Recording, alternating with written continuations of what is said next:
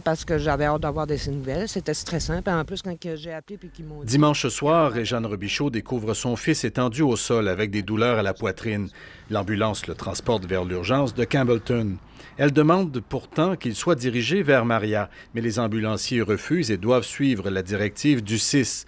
Puis Mme Robichaud appelle à l'hôpital de Campbellton. J'ai dit pour Marc-André Robichaud, il est rentré en ambulance vers 5 heures. Il me dit, il n'y a pas de Marc-André Robichaud ici. Ben, j'ai dit, voulez-vous me dire, dites-moi pas qu'il est encore dans l'ambulance. Mais s'il n'est pas rentré, il était encore dans l'ambulance. Ça veut dire qu'il a été 2h15 dans l'ambulance avant d'être vu par un médecin. Et après de longues heures d'attente pour voir un médecin, Marc-André apprend qu'il ne souffre de rien de grave, problème d'estomac, plus de peur que de mal.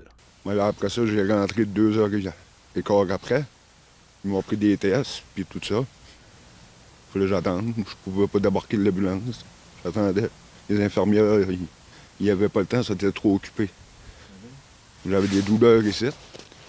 Ils m'ont passé une lumière dans la gorge. Ils m'ont dit que c'était mon estomac. Mais... Le député de Bonaventure demande à nouveau au 6 de la Gaspésie d'autoriser les ambulanciers à diriger les patients de l'ouest de la MRC Avignon vers l'urgence de Maria. Je ne comprends absolument pas pourquoi l'hôpital de Maria ne veut pas accueillir des gens, les renvoie à Campbellton pour les laisser traîner dans une ambulance. Donc, l'ambulance devient le prolongement de l'urgence de Campbellton. C'est comme dommage qu'on ne peut pas choisir où ce qu'on veut aller se faire soigner, qu'on est obligé d'aller quelque part où ce qu'on ne veut plus aller. Le réseau Vitalité Nouveau-Brunswick dit que la situation est due à la pandémie et au manque de personnel.